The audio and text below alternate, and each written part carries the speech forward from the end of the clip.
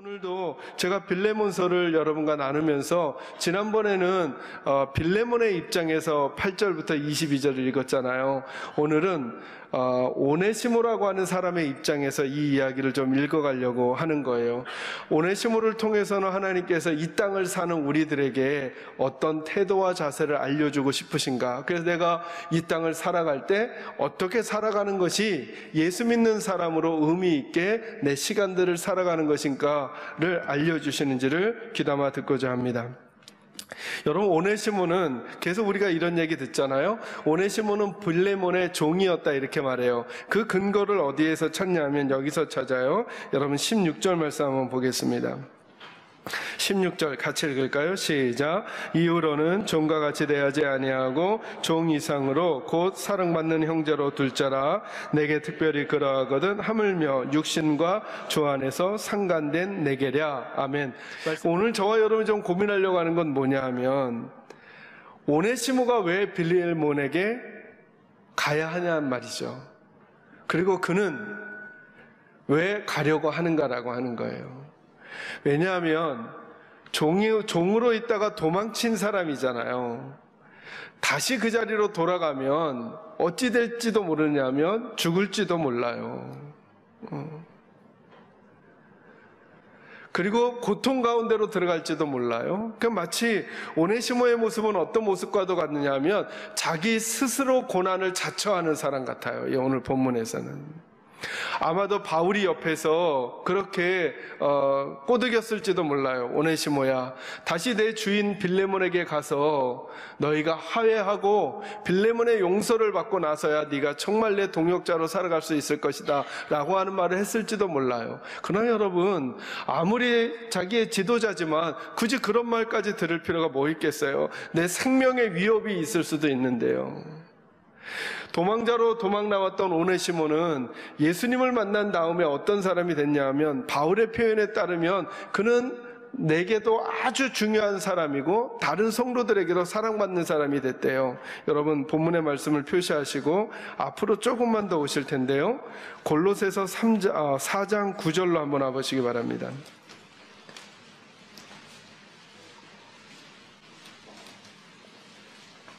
골로새서 4장 9절, 328쪽 그 어간입니다. 4장 9절. 찾으셨으면 한 목소리를 같이 읽겠습니다. 시작. 신실하고 사랑을 받는 형제 오네시모를 함께 보내노니 그는 너희에게서 온 사람이라. 그들이 여기 일을 다 너희에게 알려주리라. 아멘. 초반부를 집중하려고 합니다. 오네시모를 바울이 소개하는데 뭐라고 말하느냐 하면, 오네시모는 신실하고 사랑을 받는 형제다 이렇게 말해요. 그러니까 오네시모는 그런 사람으로 도망자의 삶을 살던 사람이 그렇게 인정받는 사람이었다는 거죠. 그러니 굳이 다시 빌레몬에게 돌아가서 다시 빌레몬에게 돌아갔는데, 만약에 빌레몬이 난 용서 못해, 넌 다시 내 종으로 살아, 그리고 내 물건을 가지고 도망친 적이 있었던 너니까 거기에 대한 대가를 치러야 돼 라고 하면서, 그 당시 로마법이나 아니면 개인 가족이 가지고 있는 로컬 룰로 그를 만약에 처단하고 만약에 형벌을 주었다면, 그는 지금까지 도망자의 삶을 통해서 나름대로 이뤄놓았던, 그리고 새로운 삶의 시작에서 다른 사람들에게 받았던 평판까지도 다 잃어버릴지도 모르는 삶으로 지금 걸어가고 있다는 거죠. 왜 스스로 이렇게 고난을 자처하냐는 말이죠. 근데 이 이야기뿐만 아니라 오네시모의 인생을 이렇게 쭉 살펴보니까 제게 이번 한 주간 동안 계속 마음에 드는 게 뭐냐 하면, 마치 그 오네시모의 인생이 저와 여러분이 예수를 믿게 된 우리들의 가치를 알려주는 것과 똑같다라는 생각이 드는 거예요. 그 오네시모의 인생 자체가 예수 믿는 우리들이 어떤 사람이 되었는가, 그리고 어떤 사람이 되어야 하는가, 그리고 어떤 태도로 지금을 살아가야 하는가를 보여주는 복음의 내용을 담고 있는 것처럼 제게는 보여진다는 거예요. 그 첫째가 뭐냐면, 복음은 그 신분을 바꿔주는 거거든요. 여러분, 예수 믿는다라고 하는 것은 뭐냐 하면, 우리가 복음을 받아들이고 예수를 믿게 된다는 건 뭐냐 하면 교회를 다닌다고 설명될 수 없는 거예요. 저와 여러분에게 너무나 죄송하지만 아무리 교회를 오래 다녀도 예수 믿는 것과는 별개일 수 있어요. 예수 믿는다는 건 어떻게 설명이 되는 거냐면 제일 중요한 게 뭐냐면 신분이 바뀌어야 돼요. 신분이. 여러분 오늘 표현에도 보면 빌레몬에게 그 오네시모를 설명하면서 바울이 이렇게 말하죠. 16절에 더 이상 오네시모를 종으로 대하지 말고 뭐로 대해주라고요? 이제는 형제로 대해주라는 거예요. 그러니까 오네시모 입장에서 듣는 거예요. 오네시모 입장에서는 지금까지 자기는 종으로 살아온 인생이었어요. 그리고 자기 인생에 바뀐 거라고는 주인에게서 도망쳐서 생활하다가 바울 선생님을 만나서 복음의 말씀을 듣고 예수 영접한 것밖에 없어요. 근데 그 시간부터 바울이 뭐라고 말하느냐 하면 너는 이젠 종이 아니라 내 형제다 이렇게 말하고, 자기의 주인이었던 빌레몬에게도 그렇게 설명해요. 너를 종과 같이 대하지 말고, 이 오네시모를 종과 같이 대하지 말고 이제는 종 이상으로 곧 사랑받는 형제로 둘 자라 이렇게 말하는 거죠. 복음은 저와 여러분의 신분을 바꿔줘요. 여러분 저희들이 늘 실수하고 넘어지는 게 뭐냐 하면 우리들은 세상이 나에게 준 신분으로 살 때가 많아요. 그리고 내가 바라보는 나로 살아갈 때가 많아요. 여러분 믿음으로 산다는 건 뭐냐 하면, 믿음으로 산다는 건 이렇게 설명드린 적 있죠. 안경을 바꿔 쓰는 거라고. 전에 어떤 청년 자매가 제게 그런 질문을 한 적이 있어요. 목사님, 자존심하고 자존감이 뭐가 달라요? 이렇게 물은 적이 있어요. 자존심하고 자존감이 뭐가 달라요? 그거 아니겠어요? 그죠? 자존심, 자존감 뭐가 다를까? 근데 어감으로 따지면 자존심은 약간 부정적 의미가 있고 자존감은 약간 긍정적 의미가 있잖아요. 제가 생각하다가 그래, 그것이 국어사전적 의미는 아닐지 모르지만 우리가 만약에 교회 공동체 안에서 믿음 안에서 이 용어를 쓴다면 이렇게 해석하면 어떨까 생각하고 제가 해석한 게 하나 있어요. 그게 뭐냐면, 자존심은 뭐냐면 내가 나를 바라보는 시각이에요. 내 눈으로 나를 바라본 거예요. 그러니까 내 눈으로 바라본 나를 중요하게 여기는 걸 자존심이라고 한다면, 저는 자존감이라는 것은 이렇게 표현해드리고 싶은 거예요. 내 눈으로 바라본 내가 아니라 하나님이 바라보시는 나를 내가 인정하는 것, 이게 자존감이다. 그리고 봤더니 여러분, 하나님께서는 예수를 믿는 우리들을 일컬어서 늘 이렇게 먼저 말씀하세요. 너희가 이렇게 하면 내가 이렇게 너희를 불러줄게, 이렇게 말하지 않으시고 예수를 믿는 순간 우리의 신분을 바꿔버렸어요. 우리 잘 아는 요한복음 1장 12절 뭐라 그러죠? 영접하는 자, 곧 그 이름을 믿는 자들에게는 뭘 주신다고요? 하나님의 자녀가 되는 권세를 주신대요. 그러니까 예수를 믿으면 우리가 자녀가 된다는 거예요. 예수님도 말씀하셨어요. 요한복음 15장 15절에 뭐라고 말하냐면, 내가 너희를 더 이상 종이라고 여기지 아니하고 내가 너희를 친구로 여긴다, 이렇게 말했어요. 그러니까 예수를 믿는 우리들에게 하나님께서 신분을 바꿔주셔요. 그러니까 예수 믿는 우리들이 늘 기억할 게 뭐냐면, 내가 신분이 바뀐 사람이다, 이렇게 보셔야 하는 거예요. 안경을 쓰고 다시 우리 인생을 바라보셔야 돼요. 우리 스스로가 우리를 바라보는 나는 누구인가? 우울하고 처져 있고, 그리고 의기소침해하고 패배자의 의식을 갖고, 왜냐하면 내가 바라본 내 인생은 그렇거든요. 근데 하나님은 우리를 다르게 말해요. 다르게. 예수 믿을 때 우리에게 신분을 바꿔주시는 거예요.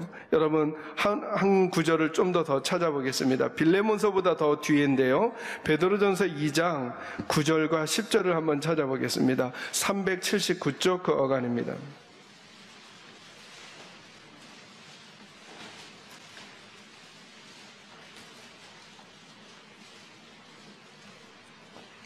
베드로전서 2장 9절과 10절, 379쪽 그 어간입니다. 같이 한번 읽을까요? 읽습니다. 시작. 그러나 너희는 책하신 족속이요 왕같은 제사장들이요 거룩한 나라요 그의 소유가 된 백성이니, 이는 너희를 어두운 데서 불러내어 그의 기이한 빛에 들어가게 하신 이의 아름다운 덕을 선포하게 하려 하심이라. 너희가 전에는 백성이 아니더니 이제는 하나님의 백성이요 전에는 국류를 얻지 못하였더니 이제는 국류를 얻은 자니라. 아멘. 여러분, 신분을 바꿔주셔요. 신분을. 그러니까 복음은 이런 식이 아니에요. 율법은 이런 식이에요. 너희가 A, B, C 행동을 하게 되면 나중에 결과로 D를 얻게 될 거야. 이렇게 말하는 거예요. 모든 종교가 이렇게 말하거든요. 열심히 절을 하라는 거예요. 그러면 결과를 얻게 될 거라는 거예요. 원인을 제공해 놔야만 결과가 올 거라는 거예요. 이게 모든 종교의 패턴이거든요. 근데 복음은 좀 달라요. 그 모든 걸 누가 해주셨느냐 하면, 오늘 성가대가 찬양했듯이 저희가 왜 십자가만 자랑하냐 하면 예수님께서 십자가에서 우리가 할 일을 다 해주셨단 말이에요. 그리고 나서 그 예수님 때문에 우리가 그 결과를 받게 되는 거예요. 예수를 믿게 되는 순간 우리가 주님이 해놓으셨던 결과, 일에 대한 결과를 우리가 받게 되는 거예요. 주님의 죽으심의 결과가 우리에게 은혜로 오게 되는 거예요. 그래서 우리가 신분이 바뀌어지는 거예요. 나는 아무것도 한 게 없는데, 오늘 9절 말씀해 보니까 너희는 택하신 족속이래요. 왕같은 제사장이래요. 여러분 한번 인생을 사는 동안에 내가 왕같은 제사장이다 이런 생각 해보신 적 있어요? 만약에 다른 이들에게 내가 왕같은 제사장입니다 한번 해볼까? 옆에 분에게 해보세요. 소개를 하셔야 돼요. 내가 왕같은 제사장입니다 한번 해보세요. 얼굴 똑바로 보고 한번 해보셔요, 여러분. 너무 자신 없죠? 너무 자신 없죠? 왜냐하면 우리가 우리를 아니까 그 말을 하는 순간 난 아니거든요. 왕 같지 않거든요. 왕 같지 않거든요. 우리가 뭐 왕 같아요? 내가 아니까 이런 말을 할 때 자꾸 웃음이 나는 거예요. 그리고 듣는 사람도 전혀 우리가 왕 같다고 생각하지 않아요. 진짜 네가 꼴에 뭐 이런 마음이 막 드는 거죠. 그런데 누구는 우리를 왕같은 제사장이라고 하느냐 하면 하나님은 우리를 왕같은 제사장이라는 거예요. 전 이게 자존감이라고 생각하는 거예요. 내가 느껴지는 내가 아니라, 남이 판단하는 내가 아니라 하나님이 판단하시는 나를 예수님 때문에 인정해 가는 거예요. 그래, 나는 더 이상 종이 아니라 그리스도의 형제구나. 나는 더 이상 하나님의 백성이 아니던 자리에 있는 사람이 아니라 난 이제 하나님의 백성이구나. 왜요? 누가 그렇게 말씀하시니까? 하나님이. 그것이 예수님의 십자가 때문에 우리에게 선물로 주어진 은혜라는 거예요. 다른 사람이 뭐라고 말하든, 세상이 뭐라고 말하든, 여러분 스스로가 여러분을 자꾸 뭐라고 말하든 그 음성에 귀를 기울이는 것이 아니라 다시 주님이 우리를 누구라고 말해주는가에 귀를 기울일 필요가 있다고 하는 거예요. 너희는 거룩한 나라래요. 듣기만 해도 부담스러운 단어가 거룩하다라는 거잖아요. 옆에 분에게 또 말해볼까요? 내가 거룩한 나라예요. 이제는 하기도 부끄러워. 이미 그죠? 거룩하긴 뭐가 거룩해요? 안 거룩하다는 걸 우리 스스로가 너무나 잘 아는데, 그런데 주님은 자꾸 우리를 이렇게 불러요. 너희는 거룩한 나라야. 너희는 거룩한 나라야. 너희는 나의 소유야. 너희는 내 것이야. 라고 우리는 그렇게 느껴지지 않고 세상도 우리를 그렇게 보지 않는데도 오늘 하나님의 교회를 향해서도 하나님은 말씀하시는 거예요. 너희는 거룩한 내 나라야. 너희는 만신창이가 되고 진흙투성이가 되고 오물로 다 묻어있는 것 같은 우리 인생, 우리 교회, 그리고 우리 기독교를 향해서도 지금도 하나님은 너희는 거룩한 나라야 이렇게 말해요.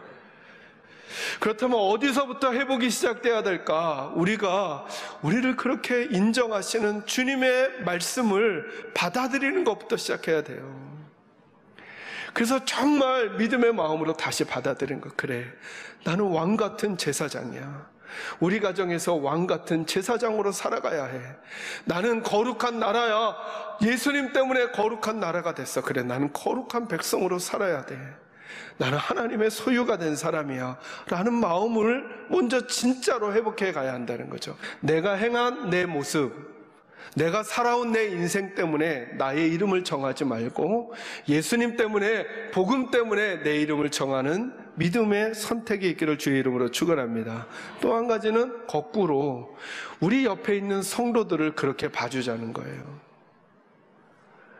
우리 옆에 있는 성도들도 내가 보기엔 빛이 아닌 것 같아. 내가 보기엔 거룩한 나라 같이 보이지 않아. 내 남편, 내 아내, 내게 잘못한 내 자녀, 내게 실수한 우리 남편, 아내, 그런 게 안 보이는 것 같아. 그런데 그가 예수 믿는 사람이라면 하나님께서 그를 거룩한 나라라고 말씀하신다면 나도 그걸 인정해 줘야 한다는 거예요. 아마 바울과 빌레몬 사이에는 요 두 가지 갈등이 다 있었을 것 같아요. 오네시모에게도 마찬가지겠지만, 오네시모도 지금 빌레몬에게 가면서 바울이 뭐라고 말하느냐 하면 이렇게 말하는 내용을 알았을 거 아니에요. 너를 더 이상 종이라고 하지 아니하고 형제로 하게 하겠다. 오네시모는 가면서 그런 마음 갖지 않았을까요? 정말 이제부터 내가 종이 아니라 형제가 될 수 있을까? 이런 마음. 빌레몬 입장에서는 내가 정말 저 인간을 다시 종이 아니라 형제로 내가 맞을 수 있을까? 이건 너무 어려운 얘기일 거 아니에요. 그러나 이 세 사람이 어디로 엮여져 있냐면 복음으로 엮여져 있어서 지금 그 고민의 역할을 감당하고 있는 거예요. 빌레몬서는 답을 주지 않았거든요. 빌레몬이 어떻게 오네시모를 맞았는지. 왜 물음으로 끝나느냐 하면 저와 여러분에게 이걸 던지시는 거거든요. 하나님이. 너희가 오네시모 입장이라면 너는 정말 이제 신분이 바뀌었다는 걸 인정하며 살아갈 수 있겠느냐. 너희가 빌레몬의 입장이라면 그 형제를, 그 배우자를 다시 예수 안에서 그는 다른 사람이라고 바라봐 줄 수 있겠느냐를 우리에게 던지시는 거예요. 저는 우리 사랑하는 개선제교 식구들은 하나님이 보시는 나를 나도 나로 여기며 살아가는 신분이 바뀐 성도로 살게 되기를 주의 이름으로 축원합니다. 두 번째로 저희가 좀 살필 얘기는 어떤 내용이냐면, 여러분 한번 10절부터 13절을 같이 한번 읽도록 하겠습니다. 다시 본문으로 돌아오셔서 10절부터 13절 같이 읽습니다. 시작. 갇힌 중에서 낳은 아들 오네시모를 위하여 내게 간구하노라. 그가 전에는 내게 무익하였으나 이제는 나와 내게 유익함으로 내게 그를 돌려 보내노니 그는 내 신복이라. 그를 내게 머물 있게 하여 내 복음을 위하여 갇힌 자 중에서 내 대신 나를 섬기게 하고자 하나. 아멘. 두 번째로 복음 때문에 우리 성도들에게 오는 변화가 뭐냐 하면, 첫째는 신분을 바꾸잖아요. 그 다음에 모습은 뭐냐면, 복음은 우리로 하여금 적극적인 믿음의 삶을 살게 하는 거예요. 이 표현은 좀 더 설명을 해드리고 싶어요. 늘 뭐와 뭐가 충돌을 일으키냐면 믿음과 실력이라고 하는 게 서로 충돌을 일으켜요. 기도로 해결할 것인가, 우리들의 실력으로 해결할 것인가. 근데 이것이 충돌을 일으키는 것처럼 설명되는 경우가 많아요. 믿음에서는. 과연 예수 믿는 삶이라는 게 제가 말했던 오른쪽 얘기는 빼놓고 왼쪽 얘기로 우리 인생을 풀어가라고 하시는 걸까? 그렇지 않다는 거예요. 여러분은 실력자가 되셔야 돼요. 저와 여러분은. 어디서요? 가정에서 남편과 아내로 실력자가 되셔야 돼요. 남편과 아내가 어떤 일을 해야 하는지는 잘 모르면서 교회 와서 예배하고 기도만 하면 다 된다는 뭐와 똑같냐면, 여러분 꼭 생각해 놓으셔야 돼요. 공부는 하나도 안 하고 기도에서 100점 맞으려는 아이와 똑같아요. 그렇게 하나님 앞에 예배하고 기도했으니 이제 어떤 아내가 어떤 남편이, 어떤 부모가 어떤 자녀가 지혜로운 실력 있는 주부가 되고 실력 있는 가장이 되고 실력 있는 남자가 되고 실력 있는 여자가 되는 것인지를 배워갈 필요가 있다는 거예요. 왜? 오늘 빌레몬에게 보내는 오네시모에 대해서 바울이 뭐라고 말하느냐 하면, 그는 11절에 뭐라 그래요? 전에는 내게 뭐 했다고요? 무익했던 그가 이제는 뭐 해졌다고요? 너와 내게 유익해졌다는 거예요. 무익했던 그가 유익해졌다는 거예요. 좀 더 설명하기를 12절에는 뭐라 그러냐면 내게 그를 돌려 보내노니 그는 내 뭐라고요? 신복이라 이렇게 말하죠. 그러니까 바울에게 오네시모는 어떤 존재가 됐냐면 심장 같은 존재가 됐다는 거예요. 심장 같은 존재가. 그럴 뿐만 아니라 13절에 보면 그를 내게 머물러 있게 하여 내 복음을 위하여 갇힌 자 중에서 빌레몬 너 대신에 나를 섬기게 하고자 하나.